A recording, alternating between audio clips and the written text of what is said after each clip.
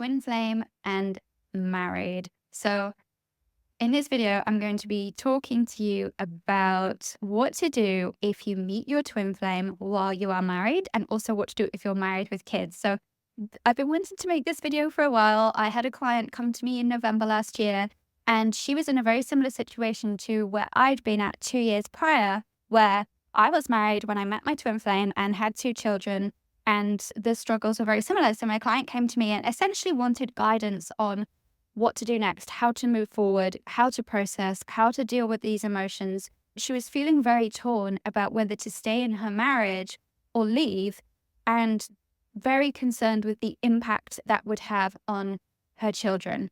And I think this is the thing.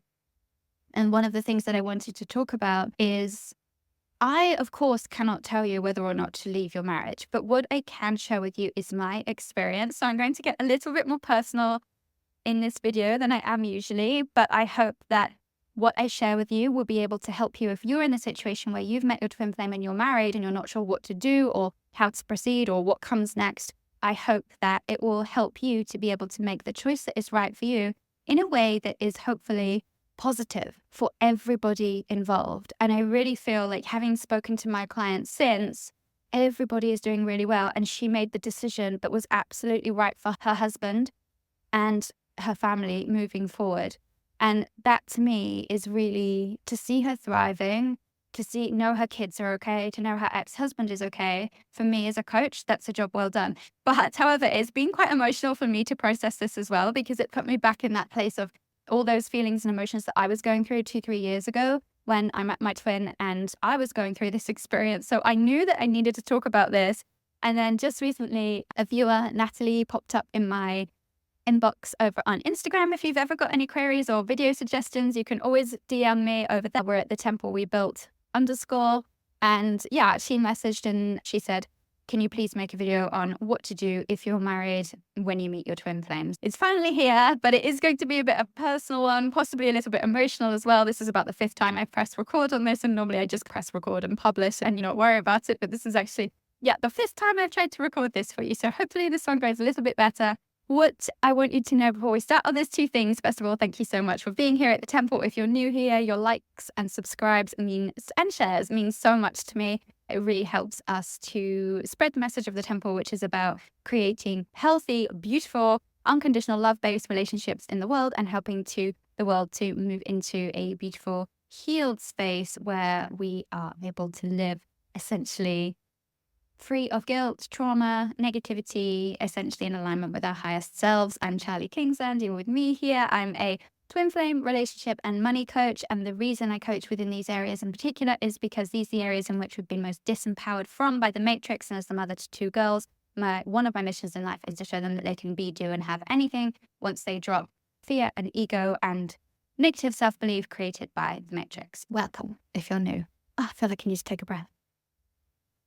Okay, the first thing that I want to say then before we jump in, just to clarify, I am a huge believer in marriage, and this really surprises people, especially guys, when I tell them this. I've got a couple of guy friends. I remember going snowboarding with them last year. I think there were 3 guys and just me trying to fly down the mountain. And we had a huge talk about marriage and relationships and the way that love looks in the world right now. I always end up talking about this with people, obviously, because it's my mission in life, but we always get, taken along in these kind of really eye-opening conversations. And I think they were all really surprised when I said, I can't wait to be married again. I really believe in marriage so deeply. And I think the perception is that when someone has been married and they come out the other side, particularly if you've been in a marriage for a long time, you have this negative view of marriage, or it's something you would never want to do again. And I'm the complete opposite. I believe in marriage so deeply. And when I do remarry, it literally will be my forever. And the reason I left my marriage, again, just to clarify, was not so that I could be with my twin flame. So there was no affair. There was nothing like that. I had met my twin flame when I left my marriage. The most common question I get asked is, should I stay in my marriage or leave? And obviously, I cannot decide that for you. This really has to be up to you. Nobody can decide that for you. You probably want to make the choice based on your soul truth, on your knowledge, your recognition that this marriage or even engagement, partnership, whatever, is not the right one for you. So for me, again, like I said, this one is probably going to get a bit personal. I married the wrong person, and my husband says that too. We are completely different people. And I'm not talking about different as in dark and light, as in the twin flame where you balance each other out. We are just completely non-relatable. We couldn't have deep conversations for more than 10 minutes because we just don't have that thing and never had. And so again, people are always surprised at that, and they say it must have been something there at some point. There really wasn't. It was that we came together, as many relationships do, in their kind of 20s. When someone's in their 20s, maybe even early 30s, depending on, what they've experienced in their life, where you come to this point of almost needing somebody to be a certain way for you because of your beliefs that you have gathered and made into your identity based on who you believed yourself to be based on your early childhood conditioning. So if you went through a particular experience in childhood, that would have led, positive or negative, that would have led you to accumulate beliefs about yourself, which you then live out. You live out that script until you become the conscious creator of your reality. So everyone else is creating you to be a certain way. And until you become sovereign, I'm talking about this all the time over on my community tab at the moment, but until you become sovereign, until you become fully aware that you can create something different, you will live life in this way. And it's not a bad way to be. And this is partly why I believe in marriage. Like I said, there were many beautiful moments within my marriage. It wasn't that I disliked marriage or even I disliked my husband. It was simply that I'd made choices based on who I thought I had to be, based on as a result of my childhood experiences. This is for you really to be able to look at yourself and the choices that you've made for your life previously and ask, were they conscious choices? And would I actually make that same decision for myself now based on who I really am at my core? And so that's another thing I wanted to share. But now with kids, it's extra hard because you're struggling with guilt. I'm going to make another video on what to do as a twin flame when you have kids, particularly in dealing with the emotional side of things. But in terms of deciding whether to stay in a marriage or leave, I've got one main thing I want to share on this, and it's this. It's extra hard making the choice of what to do or how to proceed or what comes next because you struggle with guilt. Now, you struggle with guilt anyway because you're feeling guilty about someone else's feelings and emotions, right? So you're feeling so guilty because you've met your twin flame. It's not like I said, you're automatically in love with them and you want to leave the marriage to be with them. But at the same time, they're bringing up all of this stuff into you. You're not trying deliberately. Like a lot of this feeling and awareness came up without my twin having to say or do anything. It was my own natural awareness that comes as a result of meeting your twin flame. You're starting to see things in a different way. And because you are changing, that often comes with feelings of guilt because that person that you're with isn't changing. And that's okay. They don't need to. That's their path. But when you are becoming a different person, it can come with a lot of feelings of guilt because, of course, society has taught us that we have to stay the same, right? We have to be the same person for our whole life. And you have to stay in the job, you have to stay married, you have to stay within everyone else's expectations. And this is, again, why you meet your twin flame. You don't have to live in that way. You don't have to live in everyone else's box or definition of who you are, what you should be, and what is possible for you, right? But with kids, they're innocent, okay? They are innocent. They are essentially who you were before life told you who you should be. They are the ones who right now cannot make conscious choice. You're really struggling as a parent with guilt. One of my fears was that, oh my goodness, they're going to grow up without a dad. But the place that I eventually got to, or the awareness level that I eventually broke through to in thinking about what comes next or how to move forward, was that I realized I've been lucky enough to have really strong bonds with other masculine figures in my family. So growing up, I really didn't feel like anything was missing in my life. And I think that's where I eventually came to understand your children aren't losing anything. They're actually gaining. But because we live in this world where we've been encouraged to see everything we do as negative or through this lens of fear, where our ego has just grown so much out of proportion, I was so afraid of them missing out that I couldn't see the positive elements, which is things like having a parent who was healed, who made healed choices, who was taking responsibility for her previous choices, and actually being able to practice the discernment to say, no, that's not right for me. I'm not going to live in this way just because that's what you expect of me, or because that is what is expected of me. Someone who is a mother, positives like seeing me as having a role model in their life who is unafraid to change despite what people might say or think. And being able to see that relationships shift and flow, and it's okay to leave something that is actually hurting you or hurting you both. And actually that instead of it being about how I was hurting them in some way, it actually became a positive. Actually, I'm enhancing their life in this way. Maybe they will be able to walk away from relationships that are painful for them much, much sooner than I did. Maybe they will be able to practice discernment and conscious relationships much earlier as a result of me not only leaving my marriage, but being able to discuss with them the twin flame dynamic as well, which I'll talk about later. Yeah, and also what are they learning about love here? Why does it have to be negative? Why do we always assume that what the children are going to receive and experience is always going to be negative?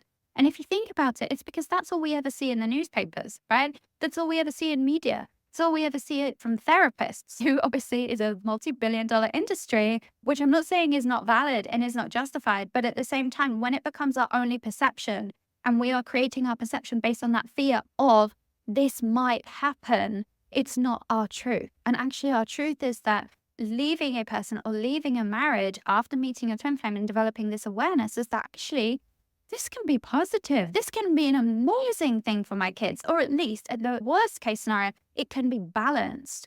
It can be okay. It can be neutral. But it doesn't have to be this horrendous, terrible thing where the kids are going to suffer and I have to beat myself up and feel guilty every single day of my life. It doesn't have to be that way. That is just a negative perception given to us by society. And I really wanted to make that clear. Another question that I get asked then is, how do you deal with the twin flame early stage relationship, which is emotionally intense? So for example, you're going through all these crazy emotions, thoughts, experiences about your life, your current relationship, husband, partner, whatever, career, everything. You're going through all of these crazy thoughts and emotions, and then you have dark night of the soul, and you can't sleep. How do you deal with all of that when you're married? Because the other person literally thinks you're going insane. And I think at one point my husband did actually not wonder if I was going insane, but was just a bit like, what is happening? I don't understand.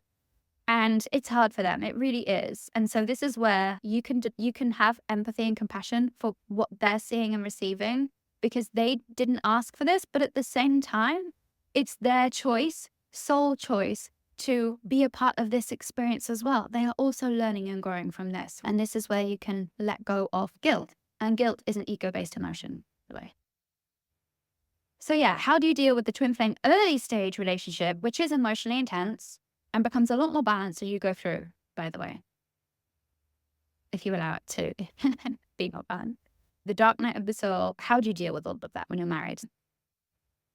When you meet your twin flame, you're forced to confront where you're not living life in alignment, okay? So for most of us, that is in every single area of our life. It's not just you meet your twin flame and you realize your marriage isn't what it was supposed to be, or you married the wrong person like I did and my husband did with me, or you don't just have one realization. It's, oh my goodness, I have been living out of alignment with my truth. I have been living a lie. I have been wearing a mask. I have been not in full joy and full happiness. I'm the furthest thing from that, actually. Right? And it's not that doesn't mean you don't experience happy moments. Even the most miserable people on earth still experience happy moments, okay? You will still find joy in a flower, in the sky, in a waterfall, in traveling, in going on holiday. That doesn't mean you are living life in alignment. 99% of people out there go on holiday, have a weekend break, enjoy their cup of coffee, whatever, live receiving happy moments. That does not mean you are living out your soul truth or your soul purpose. And that's what I had to realize, is that, yes, I was having these happy moments, but was I fulfilled internally? Was I really living out what I was here for? Was I really working in mission, in purpose? Was I really completely in loved and feeling loved in the relationship of my dreams? Was I receiving the abundance and income that I deserve? Was I being the best present mother that I could be? And it literally makes you look at every single area, okay? Down to who we are being in the world. It shows us where we are blocked by our ego and where we have made ego-based choices, where we have been living in fear. And if we allow it, it puts us back on our path to our truest self. And that's why everyone says the twin flame journey is hard. it puts us back on the path to our truest self. And our ego has to come kicking and screaming back onto that path, right? Or be released as we move back onto that path. And that is the hardest thing, because we have to admit we were wrong. We have to maybe sometimes admit that other people were right. It might mean that actually our life will look completely different moving forward. And that's hard because you never expected that to happen. You didn't predict. However, you did call in your twin flame to make that happen. Otherwise, you would not have met your twin flame in the first place, right? So you knew actually that you're called to live life differently now. You know that you met your twin flame because you're not living life in alignment. That's why you meet your twin flame. So if we allow it to, it puts us back on the path to our truest self. And why that's important is because, like I was saying earlier, you made all your previous choices because you believed you had to live life in this way, based on your beliefs about who you were. So when your twin flame comes along and you know what they see in you is your truest self, your highest self, they know where you're settling. So my twin flame knew my relationship wasn't the love that I deserved. I also believe he knew that my work and purpose and focus at the time wasn't in full alignment. He never expressed that, but I feel he knew. And I think if he was here having the conversation with me now, I think he'd be in agreement. He knew that it wasn't, he liked it and he could see that it was doing well. And I was successful in kind of financial terms, but I think deep down he knew that it wasn't in full alignment. It wasn't fully my expressed truth like it is right now with you here. And so, my twin flame could see how big my true purpose is, because of course that's also his true purpose, right? It's the mirror soul. He can see he has a big true purpose for being here. Therefore, he could see that in me and vice versa. And your twin flame, they can see what you really deserve, and you can see what they really deserve, what they're really here for, because of that soul mirroring. It's because that's who we really are. So I could see all this amazing potential in my twin. I can really see that he's got this big purpose that he's here for, and all the other areas of his life that are just going to be so beautiful, fulfilled, and amazing, because I believe that's what's meant for me. And the same way around, he can see all of that is meant for me, because that's what he believes deep down about himself. However, neither of us were living in a way that was going to take us to that level of fulfillment, that level of achievement. I don't really like that word, but that level of love, that level of completion, that level of purpose, that level of income. Therefore, we had to meet each other in order to put ourselves back on that pathway to those places, to that level of fulfillment, which ultimately we create because we are the creators. That is heaven here on earth. But when we fall away from that, when our ego essentially takes us away from that pathway, takes us away from what we're truly here for based on fear, you either continue to live in that way, or you are lucky enough to be able to create and call in your twin flame who will show you this is how you get back on the path to what you really deserve and desire. So in terms of dealing with those emotions pretty early on, usually the divine feminine recognizes what's going on. And even though she's in emotional turmoil, she'll leave that relationship. She will leave that job. She will leave that family member if needs be. She will leave that friendship or multiple friendships, right? She'll leave that conversation. She will leave those things because she's received this level of awareness. And she doesn't usually leave her relationship for her twin flame the same way as I didn't. Right? So the divine feminine tends to not leave a marriage to be with her twin flame so that they can be together. She leaves the relationship because she has received this awareness. It's like we can exist outside of our bodies. And I talked about this before, I think. I'm not sure if I published this recording, but about being the eagle, looking down at yourself. It's like you can almost leave your body, look down on yourself, and like you're looking down on yourself as if you're a piece in a game that took a wrong turn, and you just have to pick up that piece, that version of you, and put it back on that pathway to abundance that I was talking about. And so that's what the divine feminine usually ultimately does. So, and this is why, because if you choose to stay in your marriage, what will happen in my experience, and I tried this for as long as I could. I mean, it wasn't very long after I met my twin, to be honest, because I developed that level of awareness very quickly. I was already quite spiritually awake anyway. It was like I just needed my twin to throw me off the cliff. And So I have experienced this as well, and I think most people do. But what happens is because we try, right? We think, oh, this is all in our head, it's all a delusion. I'm perfectly happy as I am. And especially when we go through those moments of happiness, you'll go out for dinner with your husband, wife, partner, whatever, and you'll have a really nice time and you'll be like, oh, yeah, this is really great. But again, it's not your everyday reality or your everyday experience. You still know, even when you go to sleep after that amazing meal out or that amazing holiday, something else is on your mind. Something bigger is calling you. It's ridiculous, right? I was watching Frozen 2 with my kids the other day. And you know what? Elsa hears those voices in her head and they're calling her. It's literally like that. You are being called. You can't avoid it. Even when you're asleep, she hears these voices calling to her. Okay, and being a twin flame is the same. It's you can be out there with Olaf and your sister building a snowman, having the greatest party on earth, and in the back of your mind, you're still listening to those voices. You're still running around the castle trying to find out where those voices are coming from and what to do about it. And ultimately, you follow the voice. You follow the call because you know that's what you're here for. Wow, Frozen 2 just summed up twin flames. So anyway, what happens if you choose to stay in your marriage? Again, like Elsa, to start with, she tries to resist the calling and she promises everybody she'll stay put and won't hurt anyone and she'll be a good girl, and she can't. If you just can't do it, you live a life divided and ultimately not happy. Now, happiness is subjective completely. It's really subjective. But in my experience, in every single twin flame client I've ever come across, in every single twin flame story I've heard, anyone that has chosen to stay married, essentially what happens is you wear a mask throughout the day, every day, for the rest of your life. And while that might not sound that bad, it's basically like you're being torn in two, like you're on a stretching rack every day in your life. That doesn't sound as pleasant, okay? It's very difficult, even with meditation, presence, grounding practices, to continue life as normal. Usually, ultimately, your relationship breaks down anyway, because how can it not, if you think about it logically? Because when you're in that moment, when you're married, you want to convince yourself, I can make this work, I can make this work. You don't want to give up, right? And really, that's your ego being scared of what's on the other side. It's much more comfortable to stay where we are, which is why most of the population stay where they are in every walk of life. It's much more comfortable to stay where you are than to jump, okay? And so you try to convince yourself that I can love this person, I can make them happy, I can make myself happy, I can make this work, right? And again, but obviously you've been doing that for the whole time and it hasn't worked. That's where you met your twin flame. But aside from that, ultimately the relationship will break down anyway, in my experience and in every twin flame story I've ever come across online.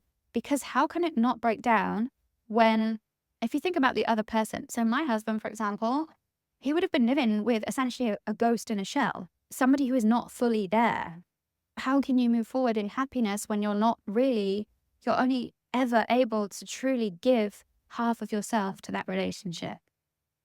And I know that's sad and it sounds sad and it feels sad to me saying it, because I would never have wanted that for my husband to have that. And again, that's part of the reason why we leave. Like, my husband deserves more than that. He really does. Don't want him to live with somebody who's only ever half there, with a ghost of a wife. I could show up, I could carry on working, earning money, being the robot, wearing the mask. Is that fair?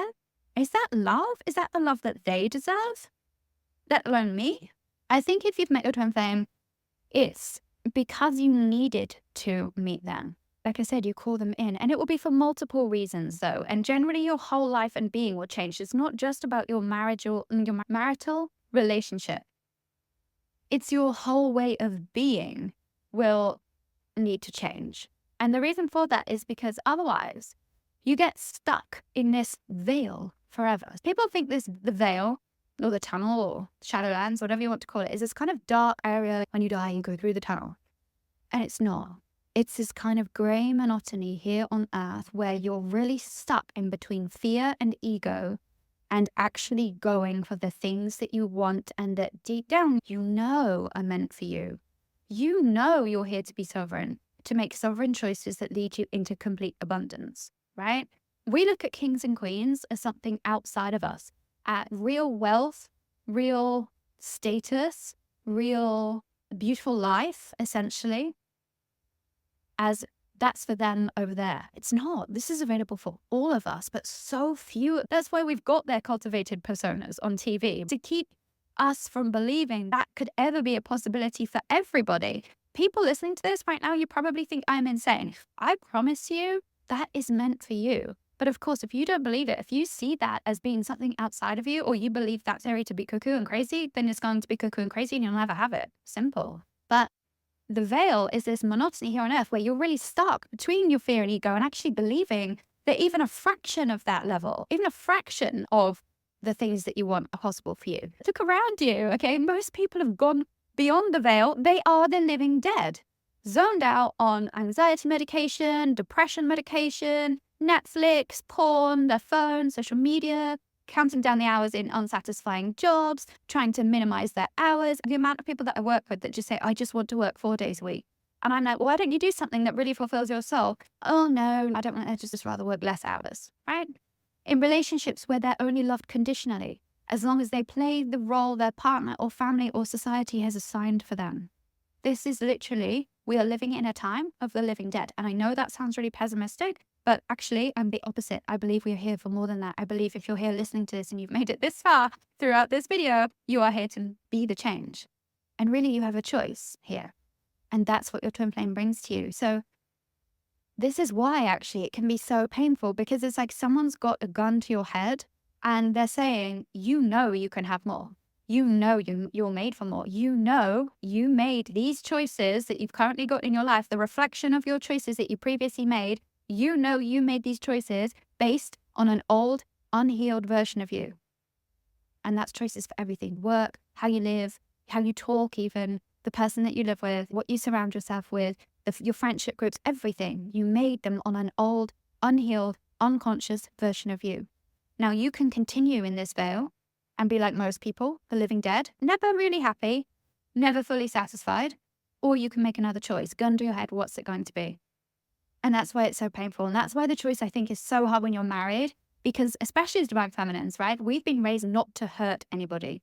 So when we try and stick it out, because like our marriage, because we never want to be the bad person, we really try to do that. We really try not to hurt everybody else. But really, it's not what we want. And again, that societal guilt is what keeps us there in this kind of veil. It keeps you stuck and stops you from ascending. And your hope is, I had this hope, someday this will go away. This is just a feeling. It's just a phase. My husband said to me, it's some kind of weird midlife crisis. It's, you know, and that's a great explanation, isn't it? Isn't that an easy whitewash solution? Oh, don't worry, it's just a midlife crisis. And again, you hear this a lot, okay, when you go through the twin flame experience. So I had, oh, it's just a midlife crisis. Then I had, oh, it's just because you've got childhood trauma and they fulfill your abandonment wound or play out the abandonment wound so that you can heal it and now you don't need them anymore. Then it will be, what else do you get? Oh, you were just a bit bored here on the island, so you needed something to do. They provided some excitement. People will try to explain and rationalize why your twin flame is coming to your life based on their own wounding, based on their level of consciousness. You will rarely meet a spiritual person or a conscious person or an awake person, and you say to them, I've met my twin flame, and they went, yeah, it's just because you had some wounding that you need to sort out. Or, yeah, it's just because you were bored. It's so much more than that. But essentially, going back to what I was saying, is that we never want to be the bad person. But even when it's at the cost of ourselves, even when it's killing us inside to try to play the good person. And so we feel this guilt, this obligation to stay in this kind of veil area, to stay in this marriage or relationship, whatever. And you think someday this will go away, right? I'll just be able to move on from this person. And sure, maybe it'll hurt for a year, and then I'll be able to forget and move on. It doesn't. It never really doesn't. It just gets stronger and more intense as the call to your soul, as Elsa does. You have to follow it. Or you're going to sit in this kind of agony for how long? For the rest of your life, probably. You have the choice of sitting there in kind of this purgatory where you're in this kind of grey land of the dead. That's not your job. You're not serving anybody by doing that. I would not be serving my kids if I'd chosen to do that. Is that what I want them to see as a role model? Is that what I want them to experience? Is that what I want them to believe life is about? Of course not. So the thing is, your divine potential, it can't ever leave you.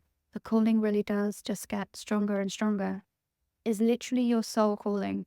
And it's like the more we resist it, the worse it gets. And ultimately, I had to get to this place where I realized my guilt was, again, my ego, me wanting to be a good person. But I had to ask myself, if I'm not you have to ask yourself this. If you're not listening to yourself, if you're not honoring yourself, if you're not loving yourself here fully, how can you ever give that to someone else? If you've met your twin flame while you're already married, from that point on, the other person is only ever going to receive half of you. And for me, it just wasn't fair. Not only are you living a lie, and even if they don't know about your twin flame, so say you're listening to this and the other person knows you've met someone, but they don't call it twin flame, or they're not aware that you've got this kind of weird dynamic. Although most people do. Most people know. They can see it. Like people used to say about me and my twin flame, oh my goodness, the energy in your photos is something else. This is people who weren't spiritually conscious, weren't necessarily awake. They weren't reading the energy of a picture. They would see the picture and be like, oh my God. People can see it even from photos. And again, Annie and Carsten Zenoff talk about this in their book, Spirit Mates. People can sense that energy and dynamic between you from complete strangers or from a photo. They know that love isn't actually there for them, and they know deep down it probably never was. And even if they don't know about your twin flame, they know something isn't right with you. They can feel it. And you have to ask yourself, you think you're being a good person and doing the right thing, probably by staying in your marriage, but are you really? Don't you both deserve more than that? And the thing is, you can't go backwards and you can't move forward in the same way that you moved forward previously. It's like you almost have no choice but to do something different, to make the changes that the twin flame is called into your life for you to realize that you need to make in the first place. So these are the kind of questions you have to ask yourself if you're in the position of being married and having met your twin flame. These are the things that I was journaling on, that was going through my head. How do I move forward? How do I do this? And it starts with the belief, first of all, that you can. That's really crucial. It's just to believe that, okay, this has happened to me for a reason. What am I being shown here?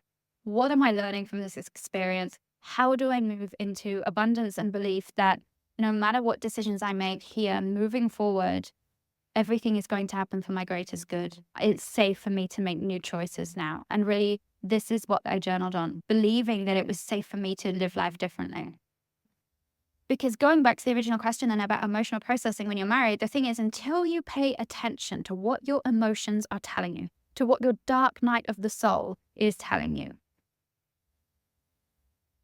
until you pay attention to what they're telling you and make the necessary changes, not just small superficial ones like, oh, maybe I need to go on holiday. I actually had somebody who moved country. They live in separate countries from their twin flame. And they did this. They were the runner twin, inverted commas, although there's no such thing. I've talked about this before. They were the runner twin. It looked that way for sure when they literally moved country. They can't escape their twin even moving country. They're still there. They're living life completely differently. New job, new country, new social group, new environment, new food, everything. Every single way, their twin flame is still there. So it's not just the small superficial changes, oh, let's try a new job, in alignment with who you really are. It doesn't stop. It usually gets worse. This calling gets stronger and stronger because it's your soul literally screaming at you to wake up. And the thing is, mine and my husband's relationship got worse and worse. Sometimes it goes through peaks. So I think your partner realizes, oh my goodness, we might actually lose each other here. They will tend to make more effort, but it's not about that. It's not about someone else not making effort. My husband was great in so many ways. It really was. But it wasn't about that. It wasn't about them not being enough or doing enough for me. This is something within you that needs to be followed. It's not anything to do with anybody else. And when you're not listening, it doesn't matter how nice someone is being, or how many presents they shower you with, or how many amazing holidays you go on, or how many weekends away you have, or how many dinners you go out for. We had the best life, my husband and I. And then what would happen was, and then we'd go into these bad phases where we would argue a lot, and it would be very toxic and almost dangerous because I wasn't listening to myself. My soul was screaming at me for me to wake up, and he knew it. They always know. And the thing is, because you and your twin are energetically joined, this is another consideration, which I didn't really realize at the time, they feel all the pain too. I remember being with my twin once, and I was actually feeling okay at this point.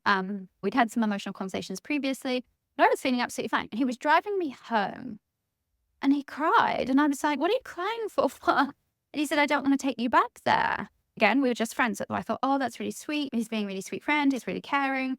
What I didn't realize was that the more you go through this journey, the more pain you feel, the more pain they experience. So as you shed the old layers of yourself, it's like the true self of you comes through. But in order to do that, you have to, it's like the snake rubbing itself against rocks in order to shed its old skin. You're doing that. It's a painful experience, right? But also a very relieving experience. But your twin is going through that with you. They feel, this is both divine masculine and divine feminine, they feel all the pain. And the longer you keep yourself stuck in this same kind of lifestyle, business, career, marriage, location, addictions, whatever it is, the more painful, in my experience, it gets for everybody. So your husband, wife, whatever, fiance, whatever, your kids, and your twin flame, as well as you, who really should be the priority, okay? And the only way out is through. It really is. And for me, that meant making such big, terrifying changes. So my marriage ended. I moved house completely on my own. I changed business direction. I changed my way of working. My body changed. Like everything changed.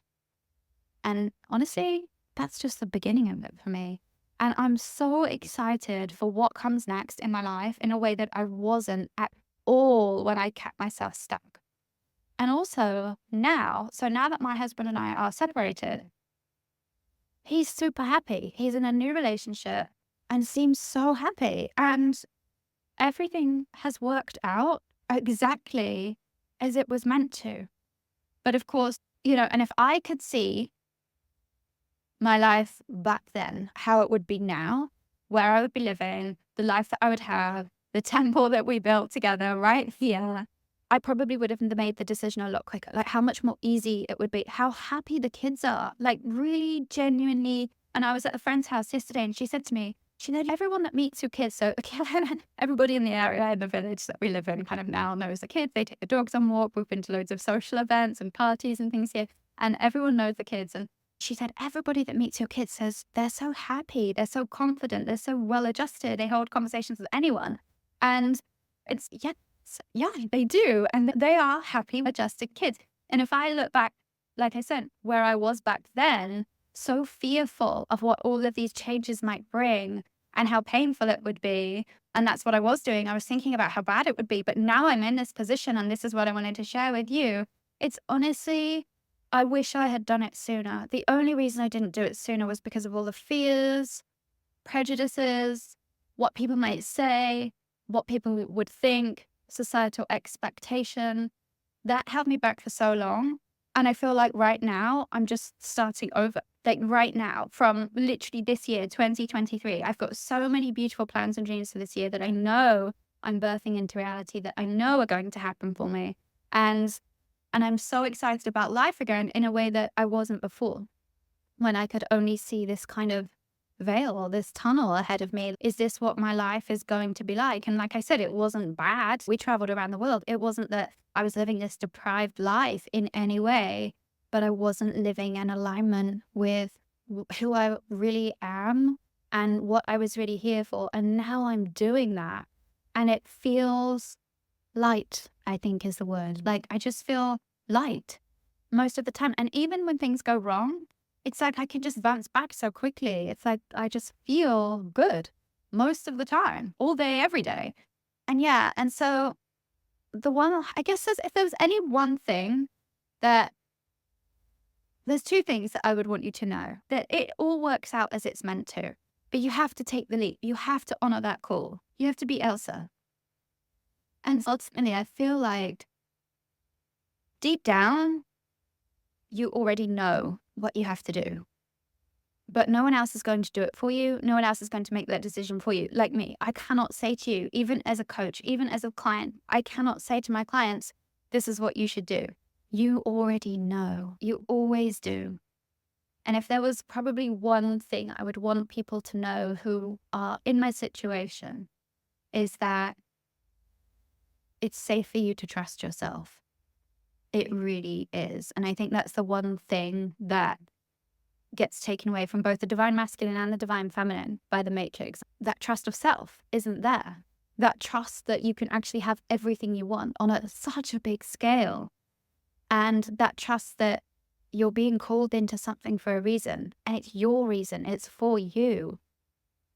And that whatever choice you make, everyone is going to be okay. In fact, everyone is going to be better than okay. They're going to experience abundance just as you are, because as you lift yourself, everyone around you lifts. My husband is so much happier now, living his life in a 9-to-5 job in the UK like he always wanted. That's everything he ever wanted. He got what he wanted. He's happy. My kids are happy. I am happy, right?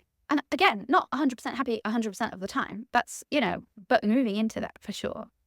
And that has all come as a result of me trusting myself and trusting my decisions and trusting that whatever choices I make are always going to be the right ones, as long as I make them in alignment with the calling of my soul.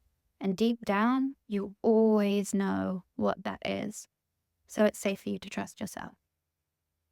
That's what I wanted to share with you today about being married and meeting your twin flame. If you've got any more questions, leave them down below. Like I said, this came as a result of somebody who messaged me over on Instagram and my client back in November.